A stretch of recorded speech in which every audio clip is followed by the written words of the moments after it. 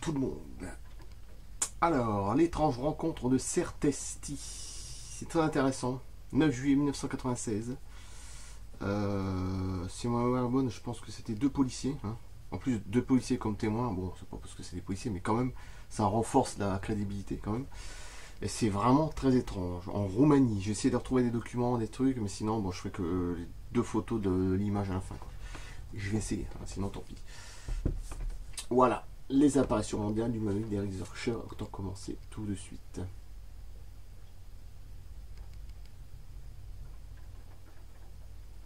C'est vraiment très intéressant cette histoire-là. En 96, il y a 25 ans. Hein. L'étrange rencontre de Sertesti. 9 juillet 1996, Sertesti, région de Galatie, Roumanie. Minuit 30, deux témoins, deux hommes. Dans la nuit du lundi 8 au mardi 9 juillet 1996, le sergent de police Marianne Mancu et l'agent bénévole Maricel Ruzu patrouillaient sur la route principale qui traverse un petit village de Sertesti en Transylvanie. Dracula, hein, Vlad III, bon bref. Le local de police ne se trouvait pas loin et entre la route des bas-côtés, peut-être c'était un reptilien, allez savoir à l'origine, mais on va pas partir là-dedans. Les bas-côtés et les champs, il y avait des fossés profonds avec de nombreux petits ponts permettant de traverser. Mansu ou Moncu, je sais pas, à mon avis c'est un C, mais ça doit être Moncu, qui vivait dans la région, dit à Ruzu, qui retournait chez lui quelques instants afin de restaurer. Au moment où le sergent tournait vers le coin de sa maison, il entendit un sifflement dans la rue et ressentit un violent courant d'air. Quand vous allez voir le spectacle, c'est hallucinant. Voilà, c'est des sortes de grilles avec des ventres un peu gros, que je veux dire, ils n'ont pas l'air très minces en plus. Vraiment spécial. Et sur Internet, il vit au milieu de la chaussée une forme qui l'éclaboussait de lumière bleue et rouge. Sur le moment, le policier pensa qu'il s'agissait d'une voiture de police du district se livrant à une ronde de routine. Il s'approcha et se rendit compte qu'il ne s'agissait pas de cela. L'objet en question ne touchait pas le sol et se trouvait un peu au-dessus, à 50 cm de la rue pavée. Un petit personnage se déplaçait autour. Il interpella Ruzu, qui se dissimulait prudemment dans un des fossés et observait l'étonnant spectacle. Ruzu devait déclarer par la suite que dès son supérieur disparu à l'angle de la rue, il l'avait éprouvé comme une curieuse atmosphère dans la rue et que l'éclairage au néon s'était trouvé modifié. Ce qui n'est pas étonnant. Hein. Il observa cet engin qui descendait lentement et sans aucun bruit, hein, comme une sorte de cloche, quoi. Je ne sais pas comment dire ça, et s'arrêta finalement juste au-dessus du sol. Oui. Ou lampadaire, mais je dirais plus cloche.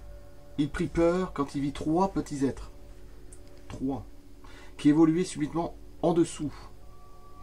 Par leur description, les deux témoins ont convenu que cet objet ressemblait à une cabane circulaire plate, de 5 à 6 mètres d'envergure sur 2,50 m de hauteur, en comptant le dôme. Sur les bords du disque se trouvait une ceinture continue de lumière multicolore. Les couleurs, principalement le rouge et le bleu, variaient sans cesse et se trouvaient transformées. Au bas de l'appareil se trouvait une lumière blanche qui éclairait le sol. Là, je vous dis, ça fait penser plus à une lampe, vous savez, comme ça par le dessus. Les anciennes lampes des années 70, 80, je sais pas comment dire ça. Bon, bref.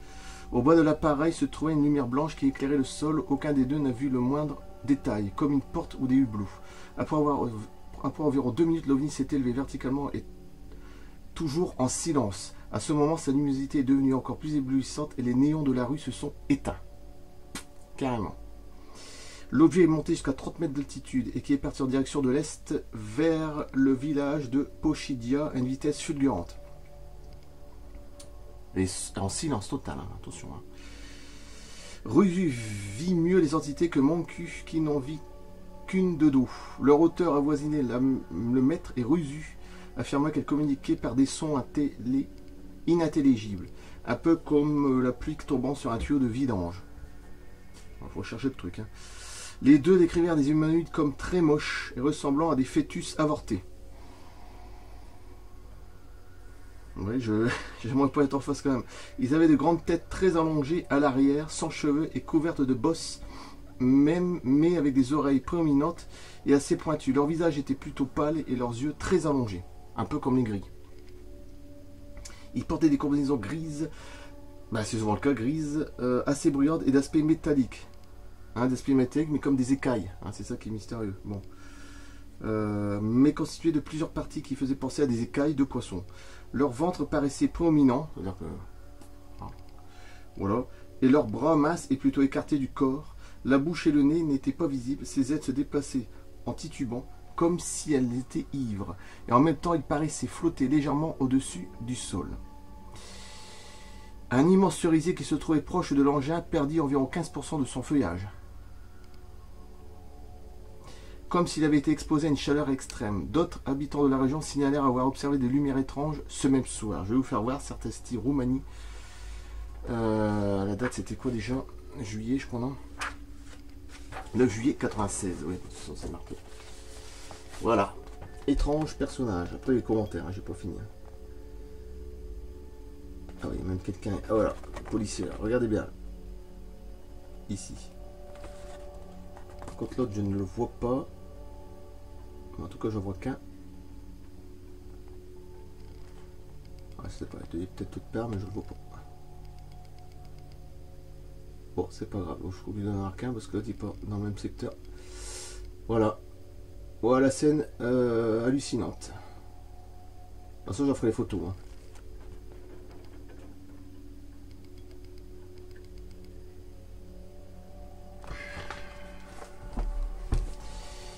Commentaire. Ce cas est on ne peut plus classique par sa structuration. L'objet lévite au-dessus du sol et en plein milieu de la rue. Il procède à un festival pyrotechnique qui ne peut qu'attirer l'attention. Les entités ressemblaient aux petits gris classiques avec des crânes hypertrophiés et des yeux allongés. Leurs ventres sont prédominants, ce n'est pas une nouveauté. Les combinaisons sont bizarres avec des sortes d'écailles. Il existe d'autres cas, notamment en Italie. L'activité est incompréhensible, cela n'a pas la moindre importance vu qu'on peut se passer de prétexte. On ne distingue pas vraiment le moyen par lequel ils sont descendus, ni comment ils sont remontés dans l'appareil, mais ça n'a pas plus d'importance car on y est habitué depuis 1954. Ce qui compte, c'est le spectacle. Ce cas est un des rares à concilier deux comportements contradictoires. Les humanoïdes évoluent de manière malaisée et paraissent de se dandiner péniblement, mais en même temps ils flottent légèrement au-dessus du sol. Hein, on l'a vu sur l'image, bon, ça se voit à la fin. Les ufologues se sortent généralement de ce dilemme en assurant qu'un appareil propulseur permet de compenser les effets de la gravité, ce qui a au moins le mérite d'une certaine logique.